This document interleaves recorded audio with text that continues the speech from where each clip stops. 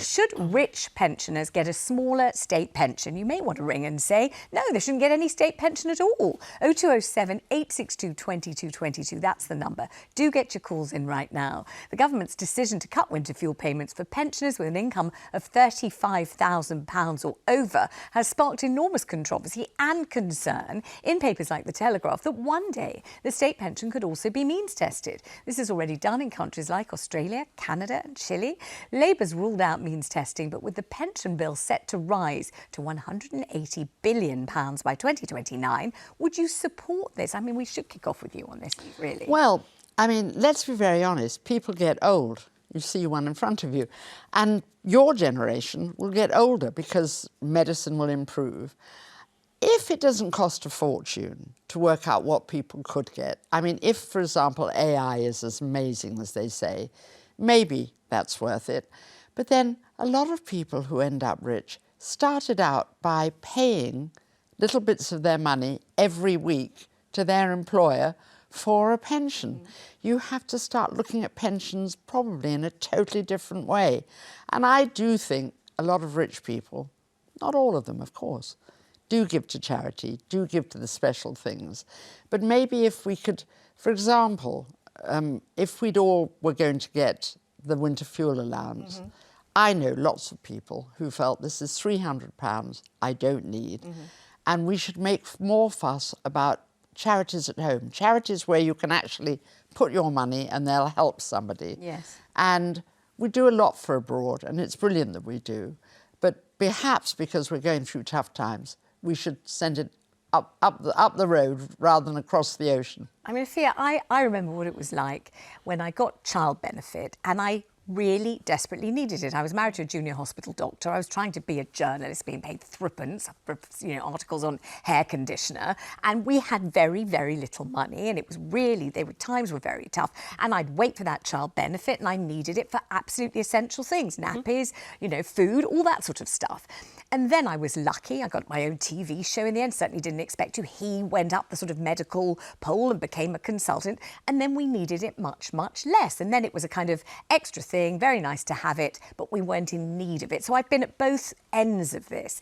So you will have some pensioners now who are living on their pension and nothing else. And they are really, really finding times incredibly tough. And then you'll have other pensioners who get their money and it's £230 a week if you get the full amount. And they like it and they're pleased to have it, but they don't need it. They're not relying on it. It's an extra payment, but not necessary. Yeah. Should they no longer get it because they're not relying on it? I don't necessarily think they should no longer get it, but what I do think is, obviously for the pensioners at the end of the scale where they really rely on it, they really need it to live, nothing should be done about their pension. We should perhaps even look at increasing it. I do think we should means test the pension, because if we're looking at what, £180 billion pension bill by 2029, I think we have to do something about that when times are tough.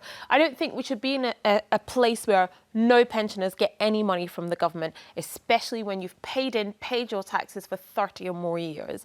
But I think we should look at means testing it, because there might be some pensioners who are literally millionaires and may not need that money, and it could go to the pensioners at the other end of the scale. So I think we should look at means testing it absolutely across the board.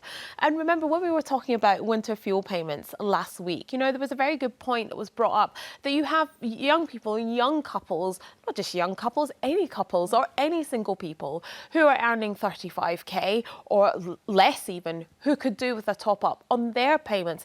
Let's look at those people as well. I think pensioners should absolutely be looked after. That is 100% standard, but let's definitely look at means testing. Let's go straight to the phones, because Maria's on the line in Nottinghamshire. Hi Maria, good to talk to you today. What do you think about this? Should rich pensioners get smaller state pensions or none?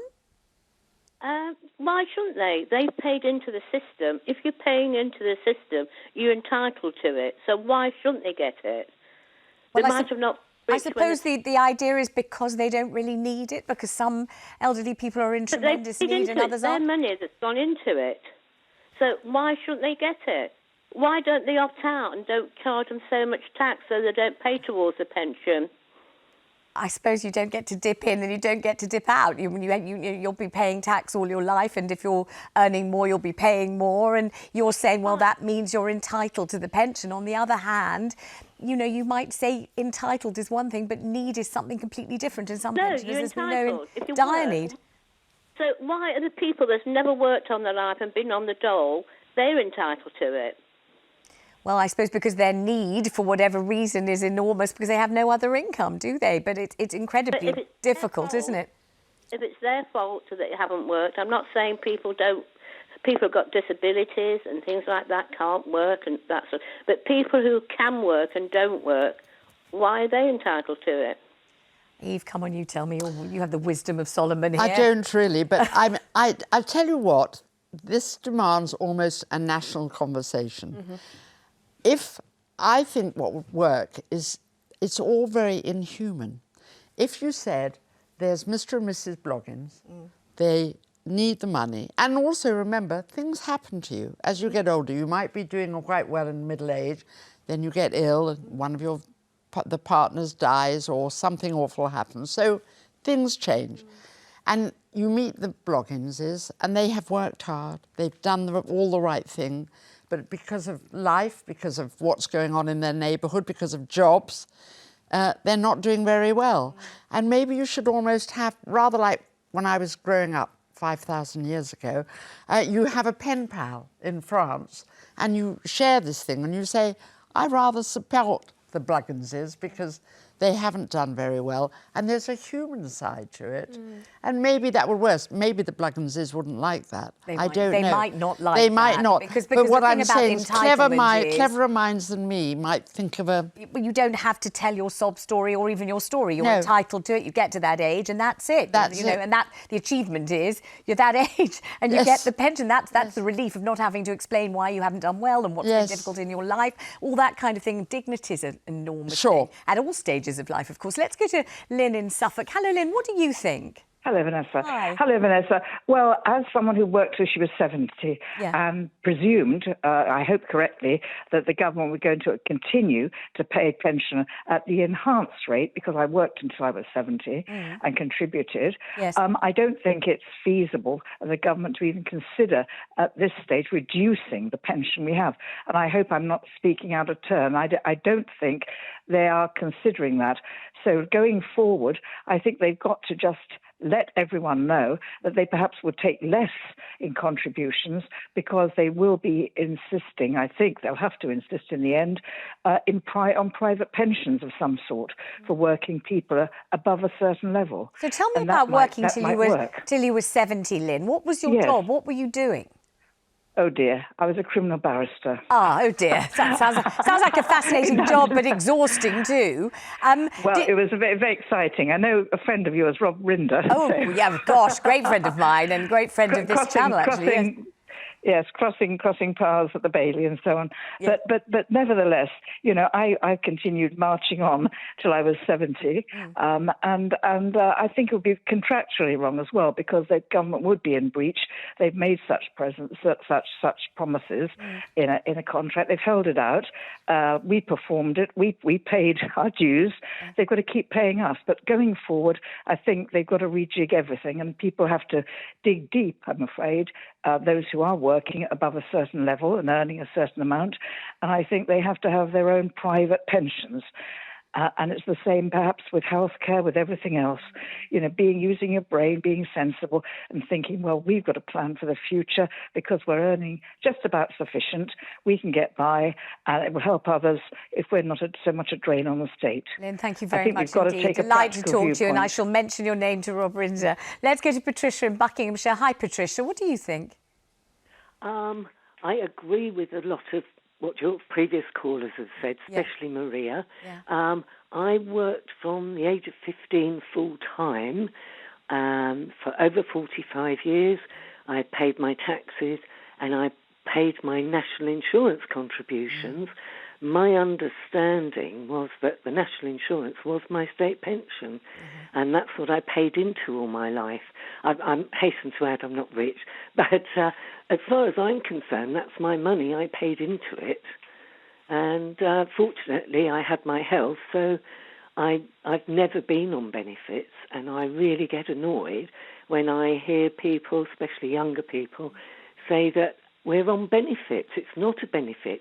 It's the pension I paid into all my working life. Quite right. Are you at all aware, Patricia, of younger people being pitted against older people? Because I present these kinds of programmes for a living, so I'm on the radio, I'm on the TV, and forever I get calls from younger people saying older people are rich. You know, they bought their properties for half a sixpence. Now they're sitting on these multi-million value, stately piles. They're full of money, and gosh, we younger people, we can't get a break. We can't move out of our parents' homes. It's incredibly tough for us, and much less tough for them. Are you hearing lots of that kind of thing, Patricia? I do, and it really, really annoys me. Yeah. I mean, I never married, and I bought my own house on my own. Wow. But I was in my late 30s when I did it, and I had 2 or 3 jobs on the go, and it was only a little small starter home, I've got to say, but it was mine. But I had no furniture, I had no carpets,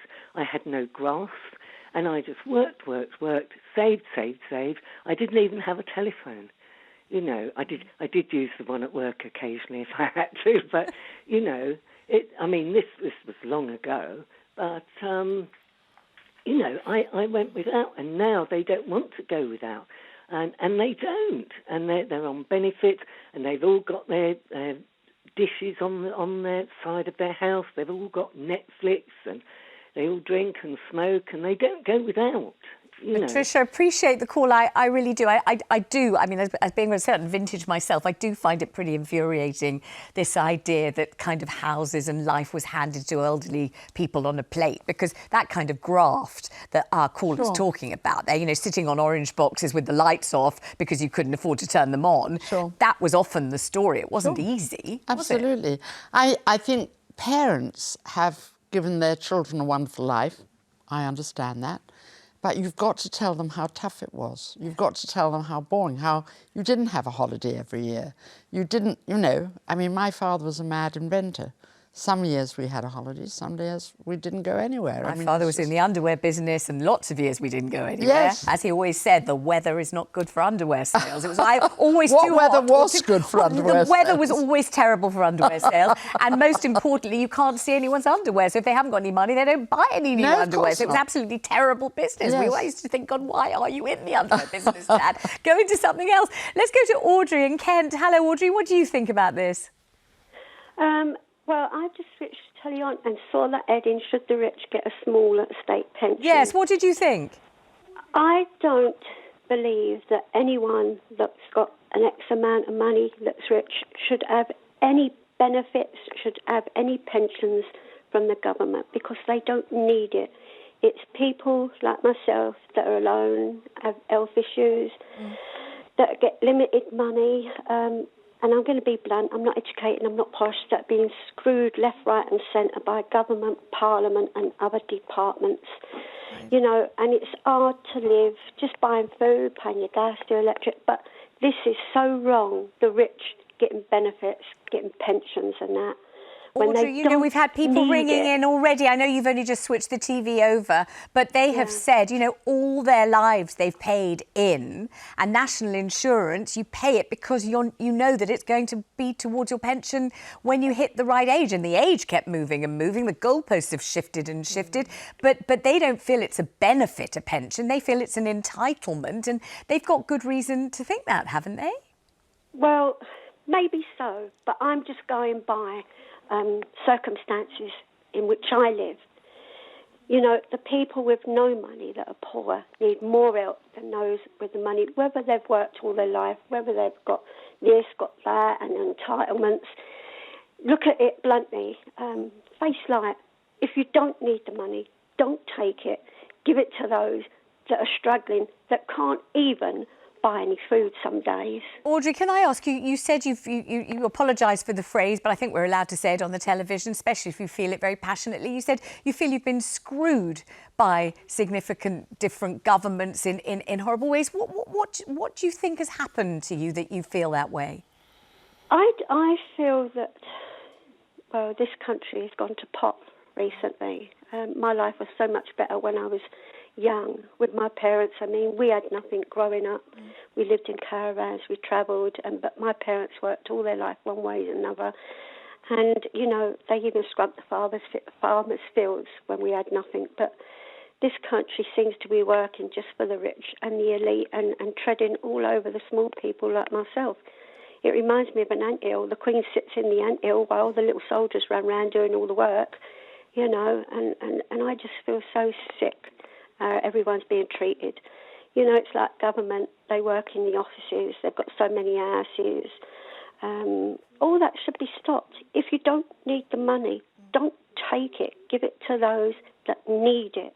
Audrey, thank you for the call. Thank you. I appreciate it, and I appreciate the depth of feeling, and I appreciate also the feeling that things used to be better and are now getting harder and harder. And when you hear Audrey talk about just how difficult it is just to survive, it's a big deal, isn't it? Particularly as somehow our world is full of people who've got millions to spend on dog parties. We're going to talk about that. Exactly, dog parties and makeup for 8-year-olds. Exactly. So I mean, it does seem there is one world that is spending money like there's no tomorrow, and one world who's worried about where they're going to get the food for tomorrow.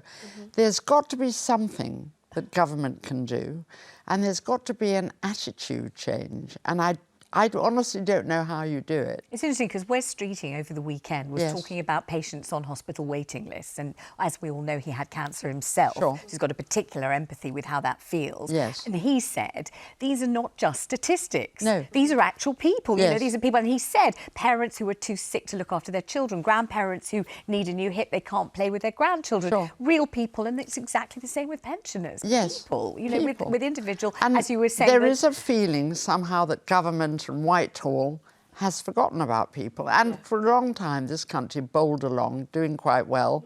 And it did, but the world is changing. I mean, AI upwards, it's going to be different.